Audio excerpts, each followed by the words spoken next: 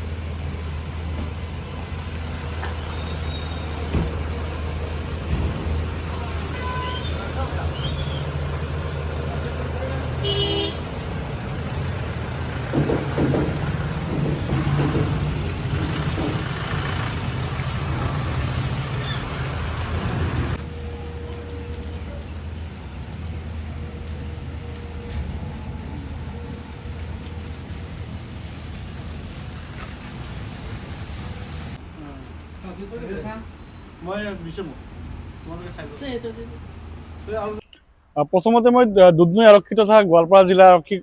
অশেষ অশেষ ধন্যবাদ জ্ঞাপন কৰিছোঁ কিয়নো যোৱাকালি যিখন বাইক মোৰ চুৰি হৈছিলে দুধনৈৰ পৰা সেই বাইকখন আচলতে 24 ঘণ্টা নহওঁতেই আৰক্ষীৰ ফালৰ পৰা যি সহায় লাভ কৰিলে তেওঁলোকে বাইকখন উদ্ধাৰ কৰিবলৈ সক্ষম হৈছে। এই বাইকখনক লৈ আচলতে মোৰ এটা সুকীয়া এটা আৱেগ আছিলে কাৰণ কলজীয়া জীৱনত 2 টকা 5 টকা 10 টকাকৈ মই জমা কৰি কিনে সেই বাইকখন মই ল'বৰ কাৰণে সক্ষম হৈছিলোঁ আৰু ইতিমধ্যে আচলতে আৰক্ষীৰ ফালৰ প্ৰশাসনৰ পৰা যিখন পদক্ষেপ লৈ তেওঁলোকে বাইকখন উদ্ধাৰ কৰিবলৈ সক্ষম হ'লে তাৰ কাৰণে মই আৰক্ষী প্ৰশাসনক সজোৰে মই নমস্কাৰ কৰিছোঁ আৰু তেওঁলোকক ধন্যবাদ জ্ঞাপন কৰিছোঁ কিয়নো এটা ভাল পদক্ষেপ আৰু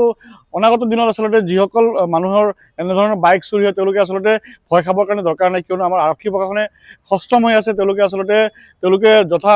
যিখিনি সম্ভৱ তেওঁলোকৰ যি কাম কৰি আছে আৰু আপোনালোকৰ বাইকত যদি কেতিয়াবা চুৰি আপোনালোকে হতাশ হোৱাৰ প্ৰয়োজন নাই তেওঁলোকে নিশ্চয় আমাৰ লগত আছে তেওঁলোকে আচলতে সদায় জনসাধাৰণৰ লগত থাকি জনসাধাৰণৰ যি সমস্যাবোৰ সেয়া সমাধান কৰিবলৈ যত্ন কৰি গৈ আছে আৰু আজি মোৰ যি বাইকখন সেয়া পাই মই নথৈ আনন্দিত হৈছোঁ আৰু প্ৰশাসনক পুনৰ এবাৰ মই ধন্যবাদ জ্ঞাপন কৰিবলৈ যত্ন কৰিছোঁ। হয় আচলতে মেঘালয়ৰ ডাইনডুবি বুলি কয় ডাইনডুবিৰ ঠিক 2-2.5 কিলোমিটাৰ ভিতৰৰ এটা হাবিৰ পৰা বননিৰ মাজত তেওঁলোকে দুৰ্গম এটা অঞ্চল তেওঁলোকে আচলতে সেই দুৰ্গম অঞ্চলত তেওঁলোকে অভিযান চলাই সেই বাইকখন আচলতে উদ্ধাৰ কৰিবলৈ আৰক্ষী প্ৰশাসনে আচলতে সক্ষম হৈছে। হয় চোৰ এজনকো লগতে আটক কৰিছে আৰু যি 2গৰাকী চোৰ আৰু পলাই আছে ইতিমধ্যে তেওঁলোককো ধৰিবৰ কাৰণে আচলতে ইতিমধ্যে তেওঁলোকে যি ব্যৱস্থা হাতত লৈছে আৰু তদন্ত অব্যাহত ৰাখিছে।